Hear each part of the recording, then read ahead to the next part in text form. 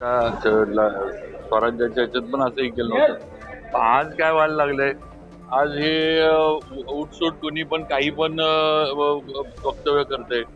पण आज आता हा छावा पिक्चर आल्यानंतरच एवढं संभाजी महाराजांवर टीका म्हणजे त्यांच्याबद्दल का बोललं जाते का, तर जो इतिहास आहे तो आजच्या तरुण पिढीला कळाला, त्याचं सगळीकडे झालं.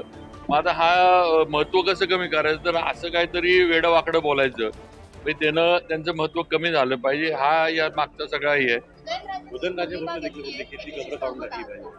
नाही, मला काय त्यांनी बोललेत मला माहित नाही. तर शेवटी मी ते स्टेटमेंट मला वाचल्याशिवाय किंवा ऐकल्याशिवाय त्याच्यावर मी प्रतिक्रिया नाही देऊ शकत.